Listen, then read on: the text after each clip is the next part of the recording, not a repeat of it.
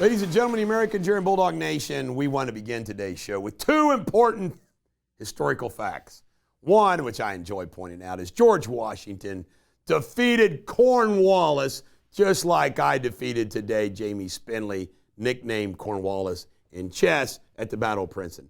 You have to admit, he's British. Isn't it a great nickname that I call him Cornwallis? Jamie's even programmed in my phone as Cornwallis. That's funny stuff. Martin Luther was excommunicated by Pope Leo today in history. Said, get out of here. And the Protestant Reformation was on. All right, the speaker vote's coming up today. My guess, what are the options there are? Of course, you have dumbasses like Thomas Massey, who is an embarrassment to our Northern Kentucky community, and the Republican primary voters continue to vote for Thomas Massey. It makes no sense whatsoever. All right, New Orleans terrorism. The biggest update is he did act alone.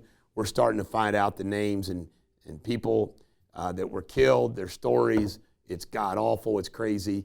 We're finding out the guy planned to kill his family but then decided to do this. You know, it's just awful. And we also find out that he was posting videos. He can post videos about killing people, but you and I can't post videos supporting Donald Trump.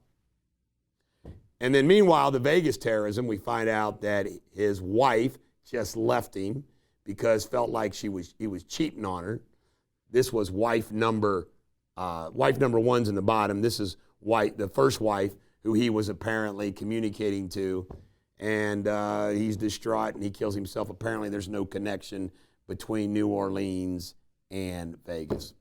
And Lynn Cheney, the daughter of Dick Cheney, got the Citizens Medal.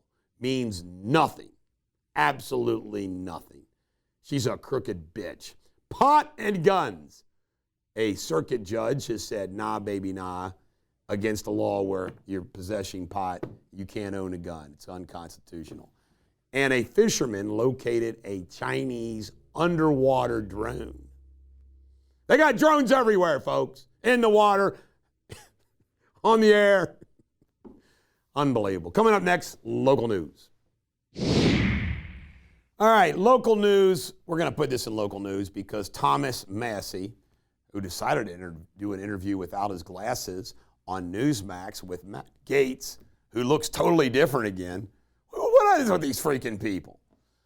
Anyway, good old Thomas Massey says they'd have to pull his fingernails out. He doesn't give any Fs. He's voting against Mike Johnson no matter what, blah, blah, blah, blah, blah. And he's one of a handful, but hopefully he's the only one. Hopefully Chip Roy will come around. But the bottom line is with Thomas Massey is, here is Trump becoming president, and we start out the gate that a clown like him, because of the small margins, wants to mess it up going out the gate. And it's all about budget and money and all that stuff. He voted for $2 million added to our debt. He made the deal. He did, to get a committee chairmanship. But he's just a clown. And Trump needs to end him. And the way Trump can end him is endorsing a well-qualified candidate in the 4th Congressional District and finally put an end to Massey.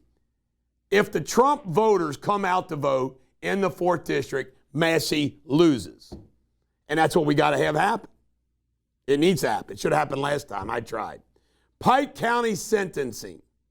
They're all showing up today to get sentenced. There's the crowd that's getting sentenced. Price Hill shooting. Dimitri Harville, 33, has died. Price Hill, man. Why would you stay living in Price Hill? I'd get the hell out of Price Hill. And a rare human death from rabies. Happens to be a Northern Kentucky resident. My crack producer gave me the letter. 4,000 animal rabies a year. CDC says 10 human deaths in a year. And by golly, we had one die here in Kentucky. How sad is that? First one ever? Wow. Thank you, crack producer. Coming up next, Jamie Spindley and his world news. If he sounds a little down, it's because he keeps losing to me in chess. Hello everybody, let's see what's going on in the world. The latest world headlines. A massive oil spill from 2 aging Russian tankers have reached the shores of Crimea. Russian authorities have confirmed that the spill has now spread to local beaches, raising concerns about environmental damage in the area. Over 10,000 people are working to rescue wildlife and help to remove oil from the sands. An 8-year-old boy found alive in northern Zimbabwe, Africa, after spending 5 days alone in a game park filled with lions and elephants. This is an absolute miracle.